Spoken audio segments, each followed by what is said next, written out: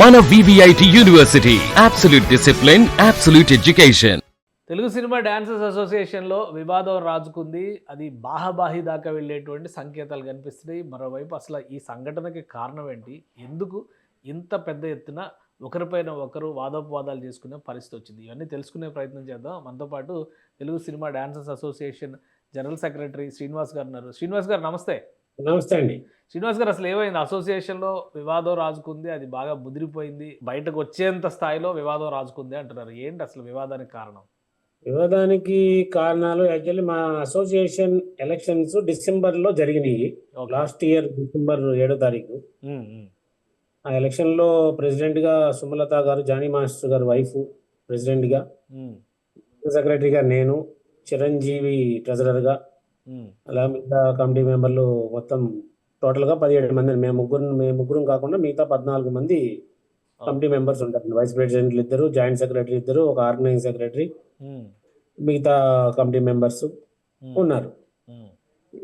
First ఒక 2 నెలలు బాగానే ఉంది, కమిటీ మీటింగ్స్ జరుగుతాయి, అన్నీ పర్ఫెక్ట్గా బాగానే వెళ్తుంది. తర్వాత కొంచెం మాకేంటంటే అందరికీ ప్రెసిడెంట్ గారితో కొంచెం అందరికీ ఇబ్బంది కలగడం అంటే కూడా ఏంటంటే కొంచెం నేను ప్రెసిడెంట్ని, నేను చెప్పింది మీరు వినాలి అనే ధోరణితో ఆవిడ కొంచెం మా మీద పెత్తనం చలాయించేటట్టు ఆవిడ ప్రవర్తించే తీరు మాకు ఎవరికి నచ్చలేదు. అలాగే కొన్ని విషయాల్లో కొంతమందికి నేను సెక్రటరీగా కొంతమందికి సన్మానం అంటే ఏదైనా మా యూనియన్ మెంబర్స్ ఒక మంచి ఏదైనా టైటిల్ విన్నర్లు అయినా, లేదంటే ఒక నంది అవార్డు అవనండి, ఒక అవార్డులు వచ్చిన క్రమంలో అలాంటి వాళ్ళని సన్మానించుకోవడం ఎక్కడైనా అది పరిపాటిగా మనం చేసుకుంటూ ఉంటాం. అవునవును. అలాంటప్పుడు మనం ఈ బిగ్ బాస్ బీబీ జోడీలో షష్ఠి వర్మ గారు అని మా కొరియోగ్రాఫర్తో ఆవిడ విన్ అయింది. ఆవిడని కూడా సన్మానించుకుందాం అనే క్రమంలో ఇక వీళ్ళకి ఆమెకి కొంచెం ఏదో గతంలో ఒక కేసులు ఒకటి ఉంది. ఈ ప్రాబ్లం వల్ల నేను ఈ మాట అన్నానని చెప్పి అప్పటి నుంచి నా మీద ఒక రకమైన ద్వేషం పెంచేసుకుని, అంటే మాతో ఉన్న మా మీద కేసులు పెట్టిన అమ్మాయితో మీరు చేతులు కలుపుతారా, ఆ అమ్మాయిని పిలిచి సన్మానం చేస్తారా భావనలో బాగా మా మీద, పర్టికులర్గా నా మీద ఒక రకమైన మామూలు ద్వేషం కాదు. అంటే ఎలాగంటే ఇప్పుడు ఎప్పుడో గతంలో 2022-21లో జరిగిన మ్యాటర్లను తీసుకొచ్చి ఇప్పుడు నా మీద ఇలిగేషన్స్, అంటే ఒక మా యూనియన్లో మెంబర్, ఒక ఇన్ఛార్జిగా ఉన్నటువంటి ఒక మెంబర్ని నేను సెక్రటరీగా ఉన్నప్పుడు అతన్ని బెదిరించి డబ్బులు తీసుకున్నానని, ఇలాంటివన్నీ, అంటే గతంలో ఆ అకౌంట్స్ అన్ని ఎప్పుడు కూడా ఒక ఎలక్షన్ జరిగిందంటే 2 years ఒకసారి ఎలక్షన్ జరుగుతుంది. ఆ ఎలక్షన్లో అప్పటికున్న అకౌంట్స్ అవన్నీ క్లోజ్ అయిపోతాయి.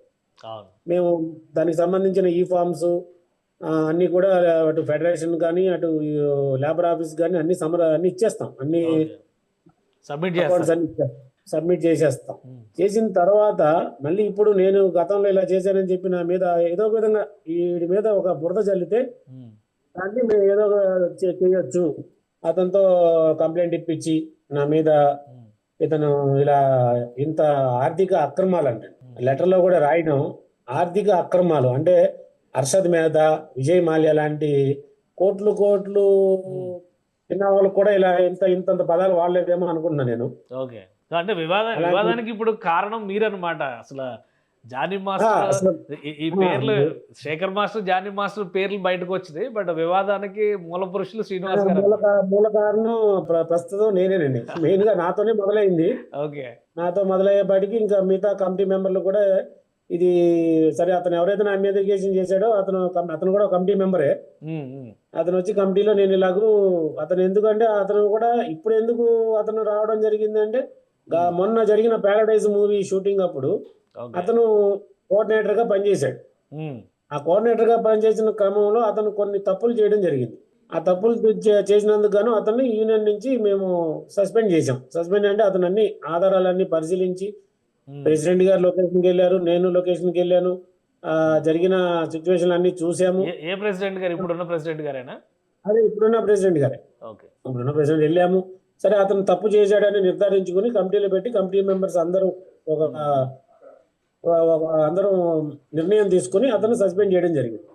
అతను సస్పెండ్ చేసిన తర్వాత ఇప్పుడు నెల 15 రోజుల తర్వాత అతను నేను 2022-21లో డబ్బులు ఇచ్చాను ఇతనికి అంటే అప్పుడు దానికి ముందు అతనికి గుర్తు రాలేదండి. నేను అప్పుడు తప్పు చేశానండి. దాని తర్వాత 3 బాడీలు మారినాయి కదా. 3 బాడీలు మారినప్పుడు కూడా మరి అప్పుడున్న ప్రెసిడెంట్ కి అప్పుడున్న సెక్రటరీకి కంప్లైంట్ చేసి ఉండొచ్చు కదా.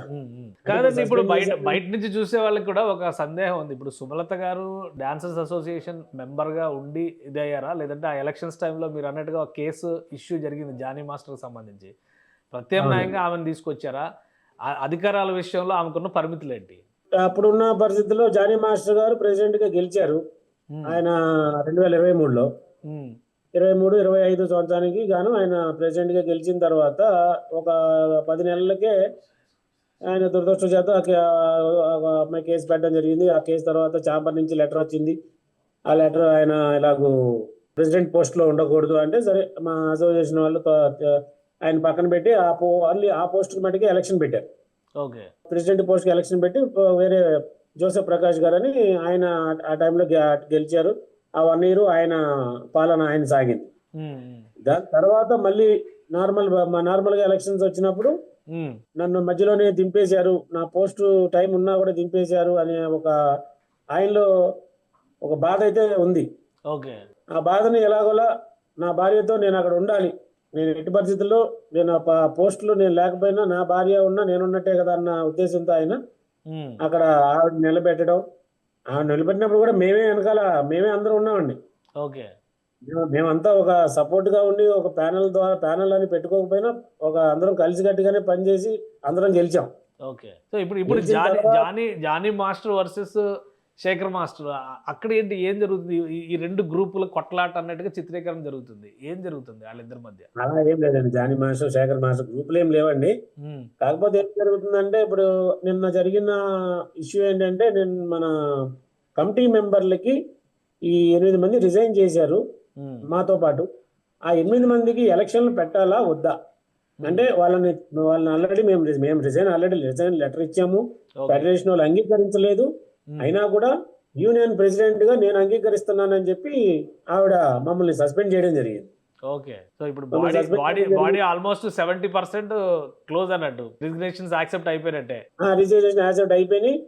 దీని తర్వాత లేబర్ ఆఫీస్ కూడా వెళ్ళాము. ఆయన జాయింట్ కమిషనర్ ఆఫ్ లేబర్ గారు కూడా శ్యామ్ సుందర్ రెడ్డి గారు కూడా నువ్వు సస్పెండ్ చేసే రైట్ నీకు లేదమ్మా, అది కరెక్ట్ కాదు. వాళ్ళు రాజీనామాలు ఫెడరేషన్లు ఇచ్చారు, సరే ఆమోదించలేదు.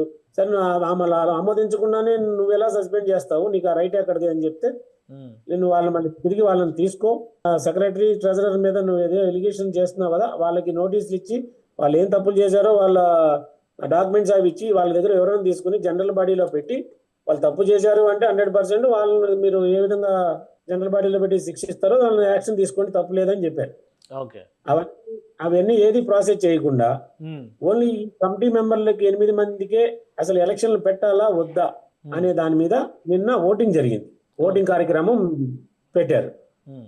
అయితే దానికి ముందు 5వ తారీఖు ఒక జనరల్ బాడీ జరిగింది ఈ మంత్ లోనే. ఆ జనరల్ బాడీలో ఆవిడ కూడా మీటింగ్ లోనే ఫెడరేషన్ పెద్దలు ఉన్నారు, ఫెడరేషన్ సెక్రటరీ ట్రెజరర్ ఇద్దరు వచ్చారు, అలాగే లేబర్ ఆఫీస్ నుంచి అసిస్టెంట్ కమిషనర్ ఆఫ్ లేబర్ వాళ్ళు ఇద్దరు వచ్చారు. వాళ్ళ సమక్షంలోనే మీటింగ్ జరుగుతుంది. సాయంత్రం అయ్యేటప్పటికి ఇక నేను కూడా రాజీనామా చేస్తున్నాను, నేను కూడా ఇక్కడ ఉండలేను, వీళ్ళతో కలిసి నేను పని చేయలేను అని చెప్పి ఆవిడ కూడా ప్రెసిడెంట్ గారు సుమలతాదేవి గారు అని నేను క్షమాపణలు చెప్తున్నాను, నా వల్ల కావట్లేదు, నేను ఉండను అని చెప్పేసి మా దగ్గర ఆల్రెడీ వీడియో పూర్వకంగా అన్ని మా ఏ జనరల్ బాడీ జరిగినా కూడా వీడియో పూర్వకంగా అన్ని ఉంటాయండి అని వాళ్ళ సమక్షంలో చెప్పేసి, అలాగే జానీ మాస్టర్ గారు కూడా నేను మొన్న మా మిసెస్ గెలిచిన ఎలక్షన్ లో నేను కూడా ఆవిడకి వెనకాల నిలబడి ఈ పనులు చేస్తాము, ల్యాండ్ తీసుకొస్తాము, ఇన్సూరెన్స్ చేపిస్తాము, మీ అందరికీ మంచి ఏదైనా షో చేసి ఒక యూనియన్ కి ఒక అమౌంట్ తెచ్చి సభ్యులకి సంక్షేమం కోసం ఏదో చేస్తాము అని చెప్పి అవన్నీ నేను చేయలేకపోయాను. కాబట్టి నాష్టాంగ నమస్కారం చేసి అలా ఆయన చేసిన పడుకుని అందరి సభ్యుల ముందు చేశాడు. ఆయన చేసి వెళ్ళిపోతానని చెప్పిన వాళ్ళు మళ్ళీ మేము ఆ మాట అనలేదు, ఉంటే రీజన్ లెటర్ చూపిండి అంటున్నారు. అంటే సభ్యులు సాక్షిగా మైక్ లో చెప్పి అన్ని చెప్పిన వాళ్ళు మళ్ళీ మా లెటర్ ఉందా, మీ దగ్గర లెటర్ ఉంటే చూపిండి, మేము అలా అనలేదు ఇలా అనలేదని మాట మారుస్తున్నారు. ఫెడరేషన్ వాళ్ళు ఏం చెప్పారంటే మన 5వ తారీఖు మీటింగ్ అయిన తర్వాత మీరు ఏదైతే అధ్యక్షులుగా రాజీనామా చేశారో, మీరు కూడా గతంలో 10 మంది రిజైన్ చేశారు. ఆ రిజైన్ చేసిన వాళ్ళతో పాటు మీరు కూడా రిజైన్ చేశానని చెప్పారు కాబట్టి మీ అందరికీ ఎలక్షన్లు పెట్టాలా లేక ఓన్లీ కమిటీ మెంబర్లకే ఎలక్షన్లు పెట్టాలా, 2 పాయింట్లు 3 పాయింట్లు రాసి వాళ్ళు పంపించారు. ఇది కూడా మీ అజెండా పాయింట్ లో పెట్టండి అని. అయితే ఈవిడేం చేశారు, ఈవిడ ఫెడరేషన్ వాళ్ళని పరిగణలోకి తీసుకోకుండా అసలు వాళ్ళ లెటర్ను పక్కన పెట్టేసి ఈమె సొంత నిర్ణయం ఓన్లీ కమిటీ మెంబర్స్ ఎలక్షన్ కావాలా వద్దా అనే దాని మీదే ఒక స్టిక్కర్, ఒక పాంప్లెట్ లాగా ఒక ముద్రించి అక్కడ పెట్టారు. అయితే నిన్న ఫెడరేషన్ వాళ్ళు వచ్చారు, రాగానే మార్నింగ్ చూశారు. చూసి ఇది మేము చెప్పింది ఇది కాదు కదండి, విత్ అందరికీ మొత్తం ప్రెసిడెంట్, సెక్రటరీ, ట్రెజరర్తో పాటు కమిటీ మెంబర్లు అందరితో పాటు కదా మేము చెప్పాము, మీరు ఓన్లీ ఇలా ఇదొక్కటే ఎలా పెడతారు అంటే, లేదు మేము ఇదే చేస్తాం, నా ధోరణి ఇంతే అన్నట్టుగా ఆవిడ చెప్పడంతో ఇందులో శేఖర్ మాస్టర్ పాత్ర ఏంటి? ఆయన ఎక్కడ ఇన్వాల్వ్ ఆయన శేఖర్ పాత్రే, ఆయన కూడా వన్ ఆఫ్ ది యూనియన్ మెంబరే. ఆయన కూడా ఇలా యూనియన్ లో ఏం జరుగుతుంది, ఓటింగ్ జరుగుతుంది కదా అని వచ్చారు. వచ్చిన తర్వాత మేమందరం ఇది చేసే ప్రాసెస్ కరెక్ట్ కాదు, ఇలా మేము లేబర్ ఆఫీస్కి వెళ్ళాం మాస్టర్ గారు, అలాగే ఫెడరేషన్కి కూడా లెటర్లు వచ్చినాయి చూడండి, మీరు చదవండి, ఇలా వాళ్ళు చెప్పింది ఒకటైతే వీళ్ళు చేసేది ఇంకోటి చేస్తున్నారు, ఇది కరెక్ట్ కాదండి అని చెప్తే అప్పుడు దాని మీద ఆయన మాట్లాడడం జరిగింది. సో అంటే ఇది డైరెక్ట్ గా జానీ వర్సెస్ శేఖర్ మాస్టర్ కాదు. అలా ఎప్పుడు అలా ఉండదులేండి మా యూనియన్ లో. మరి అలా ప్రాబ్లమ్స్ ఏమి ఉండవు, అందరూ కలిసిమెట్టుగా అందరూ ఉంటాం. కానీ కాకపోతే ఇలాంటి సిచ్యువేషన్ వచ్చినప్పుడు ఇక ఇప్పుడు జానీ మాస్టర్తో మాట్లాడాలి అంటే ఇప్పుడు నేను వెళ్ళి నేను కూడా ఆయనతో దాదాపు ఆయన దగ్గర మేనేజర్గా ఒక 2016, 17, 18 ఆయన పర్సనల్ మేనేజర్గా పనిచేశాను. దాని తర్వాత డీసెంట్గా మొన్న లాస్ట్ 3 years నుంచి ఆయనతో చాలా క్లోజ్గానే మూవ్ అయ్యాను. అంటే ఒక చిన్న మనస్పర్ధల వల్ల ఒక మనుషుల్ని టార్గెట్ చేసి, అంటే వాళ్ళని ఏ విధంగా అయినా సరే వాళ్ళని నాశనం చేయాలి. మరి ఆల్రెడీ ఇష్యూ ఉంది, మొత్తం దేశం అంతా తెలుసు. జానీ మాస్టర్ని పక్కన పెట్టడానికి రీజన్ ఏంటి అనేది. మీరేమో మరి షష్ఠి వర్మకి సన్మానం చేయాలి అంటే అసోసియేషన్లో అది చీలికలకు కారణం అయిందని ఆలోచించలేదా మీరు? తప్పే ఉందండి. ఇప్పుడు కేసుకి దానికి సంబంధం ఉందండి. ఇప్పుడు ఒక మెంబరు చైనాలో మా మెంబర్ చైనాలో ఉంటారు ఫ్యామిలీ అందరూ. అతను గిన్నిస్ రికార్డు మొత్తం ఫ్యామిలీ, వైఫ్ అండ్ హస్బెండ్, 2 పిల్లలు, వాళ్ళ యోగాలో వాళ్ళు చైనాలో వాళ్ళకి 4గురికి అవార్డు వచ్చింది.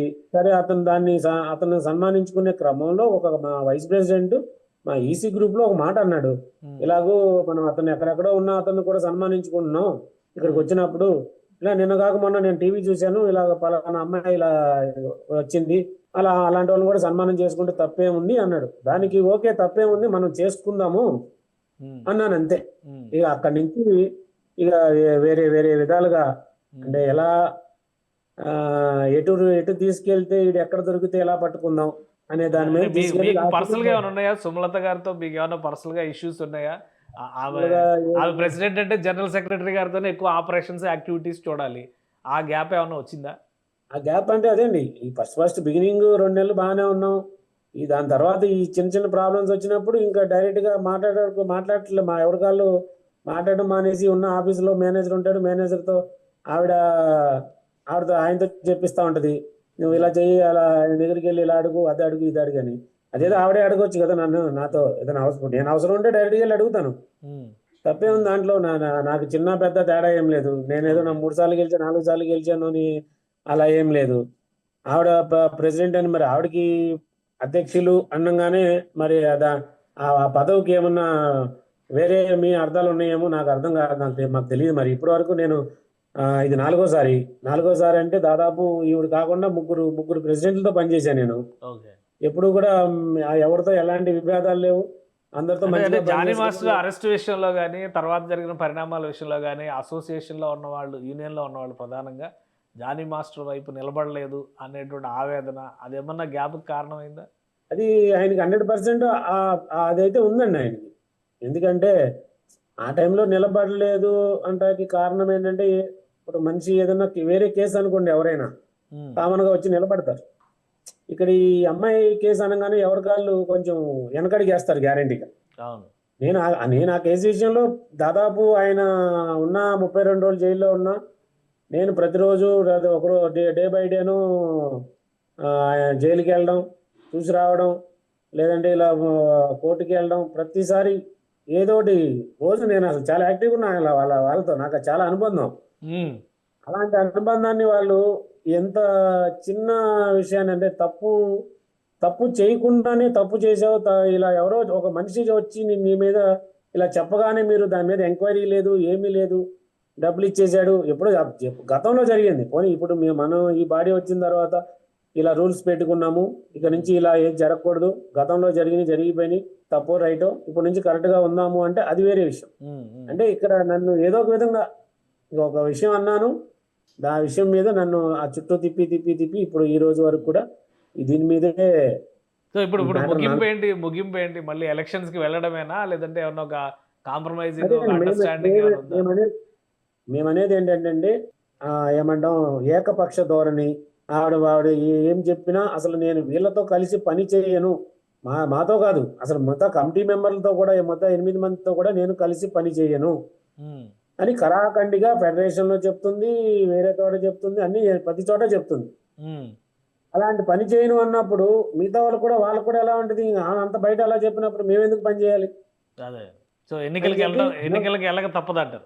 ఎన్నికలకు వెళ్ళక తప్పదంటే ఆమె కూడా రిజైన్ చేసింది కదా, ఆమె కూడా జర్నలిస్ట్ బాడీ సాక్షిగా రిజైన్ చేశానని చెప్పారు. కాబట్టి ఈ రోజు మేము కూడా ఏమంటున్నాం, అందరూ మొత్తం బాడీ డిజాల్వ్ చేసేసి ఎలక్షన్కి వెళ్దాం అంటే దానికి ఆవిడ ఒప్పుకోవట్లేదు. లేదు, ఎవరైతే రాజీనామా చేశారో వాళ్ళే అంటారు. మరి నువ్వు కూడా రాజీనామా చేశావంటే నాది మీ దగ్గర పేపర్ చూపించి నేను అన్నానని ప్రూఫ్ చూపించమంటారు. ప్రూఫ్లో చూపించాలంటే వీడియోనేమో తీసింది వాళ్ళ ఆధ్వర్యంలో, ప్రెసిడెంట్ గా ఆధ్వర్యంలో వీడియో తీశారు, వీడియోలన్నీ వాళ్ళ దగ్గర ఉంటాయి, బయటకి ఎవరు కూడా జనరల్ బాడీలో వేరే కెమెరాలోను ఇట్లో మేము ఫోటో వీడియోలు తీయమండి. అసోసియేషన్ తరపునే ఒక వీడియోగ్రాఫర్ని పెడతాము, దానికి సంబంధించిన అన్ని ఫుటేజ్ అంతా ఆఫీస్లోనే ఉంటుంది. ఆ సాక్ష్యాలు మన దగ్గర లేవని ఆవిడ వేరే మాట మారుస్తుంది. మరి ఫెడరేషన్ ఇన్వాల్వ్ అవుతుందా? ఫెడరేషన్ పెద్దలు దీనికి పరిష్కారం ఏం చెప్తారు? ఎవరిని అప్రోచ్ అవుతారు? ఫెడరేషన్ పెద్దల్ని ధిక్కరిస్తున్నారండి వీళ్ళు ప్రతి దానికి. ఇప్పుడని కాదు. అసలు మీ అసోసియేషన్ లో ఎంతమంది మెంబర్స్ ఉంటారు? మా అసోసియేషన్ లో 550 మంది ఉన్నారండి ప్రెసెంట్. 550 మంది అంటే మొత్తం సినిమా ఇండస్ట్రీలో ఉన్న చాలా అసోసియేషన్స్ లో చిన్న అసోసియేషన్ కింద మనం చూడాలి దీన్ని. అంటే చూడడానికి అంటే మెంబర్స్ మా దగ్గర ఏంటంటే ఫుల్ఫిల్ మెంబర్లు 550 మందే, కానీ ఇక టిఆర్ గర్ల్స్ అని ఉంటారు. వాళ్ళు ఏంటంటే వాళ్ళు దాదాపు ఒక 400 మెంబర్స్ ఉన్నారు. అంటే మాకు అంటే అంటే వాళ్ళు వచ్చి వర్క్ చేసుకుంటారు, కానీ వాళ్ళకి బెనిఫిట్స్ అంటూ ఏమి ఇవ్వం. అలాగే మెంబర్స్ అంటే అన్నిటికీ ఏ ప్రాబ్లం వచ్చినా ఏమన్నా మెడికల్ లోన్స్ అవనండి, వాళ్ళు తర్వాత రిటైర్మెంట్ అయిపోయినా అవన్నీ బెనిఫిట్స్ అన్ని నుంచి అన్ని ఇస్తాం. ఇలా టోటల్ గా లెక్కేసుకుంటే ఇంకా ఒక 400 అంటే అటు 1000 మంది ఉంటాం, కానీ ఓన్లీ లెక్క ప్రకారం వాళ్ళు పేపర్ లో ఉండే లెక్క ప్రకారం చూస్తే 550 మెంబర్స్. కానీ పరిష్కరించుకోవడానికి, ఎందుకంటే ఇది మీడియాలో ఎంత రచ్చ అయితే అంత నష్టం జరుగుతుంది, అసోసియేషన్కి నష్టం జరుగుతుంది, వ్యక్తిగతంగా మీకు కూడా నష్టం జరుగుతుంది. పరిష్కరించుకోవడానికి మార్గాలు ఏంటి? ఇండస్ట్రీ పెద్దలు కానీ ఫెడరేషన్ కూడా లెక్క చేయట్లేదు అంటున్నారు. మరి ఇండస్ట్రీ పెద్దలు ఎవరైనా ఇన్వాల్వ్ అవుతారా? ఇండస్ట్రీ పెద్దలు అంటే ఆల్రెడీ వీళ్ళు లాస్ట్ టైం దిల్ రాజు గారి దగ్గరికి కూడా వెళ్ళారండి. ప్రెసిడెంట్ గారు ఆయన జానీ మాస్టర్ గారు దిల్ రాజు గారి దగ్గరికి వెళ్ళి ఆయన దగ్గర కూడా ఇలాగ ఎప్పుడు ఫెడరేషన్ వాళ్ళు మా యూనియన్ ని నాన్ కోఆపరేషన్ చేసేదాకా తీసుకొచ్చారండి. ఆల్రెడీ నాన్ కోఆపరేషన్ లో ఉంది ప్రెసిడెంట్, నాన్ కోఆపరేషన్ చేశారు. అయినా కూడా వాళ్ళు ఎక్కడా కూడా మిమ్మల్ని మాతో వేరే వాళ్ళతో పని చేయొద్దని 23 క్రాఫ్ట్లకి చెప్పడం, గట్టిగా చెప్పడం అలా చేయట్లా. అంటే మ్యాటర్ సర్దుమనిగేటట్టు చేద్దాము అన్న ఉద్దేశంలోనే ఉన్నారు. అయినా కానీ ఏదో ఒక విధంగా మనం ఒక ఫెడరేషన్ నుంచి దాదాపు నాకు తెలిసి 12 లెటర్లు, 1 నుంచి 12 లెటర్లు ఇవన్నీ కూడా ఫెడరేషన్ నుంచి పంపించారు. ఇవన్నీ కూడా ఏవి కూడా గ్రూప్ లో పెట్టరు ప్రెసిడెంట్ గారు. అసలు ఈ లెటర్లన్నీ గ్రూప్ లో పెట్టరు. ఏం జరుగుతుందో తెలియదు సభ్యులకి. సో ఇన్ఫర్మేషన్ వాళ్ళకు ఉంటే చాలు, మిగతా వాళ్ళకి అవసరం లేదనే రీతి. మిగతా వాళ్ళకి అవసరం లేదు. మళ్ళీ వాళ్ళు ఫెడరేషన్ వాళ్ళు ఈ రోజు లెటర్ పంపించారంటే మళ్ళీ గంటలో వాళ్ళకి 4 పేజీలు 5 పేజీలు లెటర్ వెళ్ళిపోతుంది. దాంట్లో కూడా వీళ్ళు రిప్లై ఏమి ఇస్తున్నారు అనేది కూడా మీకు ఇన్ఫర్మేషన్ ఉన్నదా? కమిటీ మెంబర్స్ గా ఉన్న వాళ్ళకి కానీ, జనరల్ సెక్రటరీగా ఉన్న వాళ్ళకి కానీ ఎవరికి ఇన్ఫర్మేషన్ ఉన్నదా? ఇప్పుడు మేము అంటే మమ్మల్ని ఆల్రెడీ 2 months నుంచి ప్రాబ్లం జరుగుతుంది, మమ్మల్ని సస్పెండ్ చేసామని చెప్పి ఆఫీస్ కూడా రానిట్లేదు. ఓకే. మేము ఆఫీస్కి వెళ్తే మీకేం పని, ఆఫీస్కి ఎందుకు వస్తున్నారు, మీ ఆఫీస్కి రావద్దని చెప్పేసి మేనేజర్కి ఇన్స్ట్రక్షన్స్ ఇవ్వడం. మా క్యాబిన్స్కి తాళాలు, లాకులు మార్చేశారు. ఓకే. అలాగే మా ఆఫీసులో వీడియో కెమెరాస్ ఉంటాయి, వీడియో కెమెరాలు యాక్సెస్ తీసేశారు. ఆ భాషలో చెప్పాలంటే కూడా మీడియాలో చెప్పలేమండి. అదొక రకమైన మరి సైకో సిద్ధాంతం లాగా మరి వాడు ఎలా చేస్తున్నారో అర్థం కావట్లేదు. రైట్. రైట్ శ్రీనివాస్ గారు, థ్యాంక్ యూ సమాచారం ఇచ్చినందుకు. ఇది సినిమా ఇండస్ట్రీకి సంబంధించి డాన్సర్స్ యూనియన్లో జరుగుతున్నటువంటి సమస్యలు, అలానే ఏకపక్ష ధోరణితో ప్రెసిడెంట్గా ఉన్నటువంటి సుమలత గారి బిహేవియరే అన్ని సమస్యలకి కారణం అంటున్నారు. అచీవర్స్గా ఉన్నటువంటి డాన్సర్స్ కొందరిని సన్మానించాలనే ప్రస్తావన వచ్చినప్పుడు సృష్టి వర్మ ఉదంతం వల్లనే తనపైన కూడా దాన్ని వివాదంగా మార్చేశారని చెప్పని శ్రీనివాస్ గారు చెప్తున్నారు. శేఖర్ మాస్టర్ కానీ ఇతరులు కానీ ఎవరు ఇన్వాల్వ్ అయినా సమస్య పరిష్కారం కోసం మాట్లాడిన వాళ్ళే కానీ ఇందులో గ్రూపులే లేవని ఆయన విశ్లేషిస్తున్నారు. ఇది స్పెషల్ డిస్కషన్. Keep watching.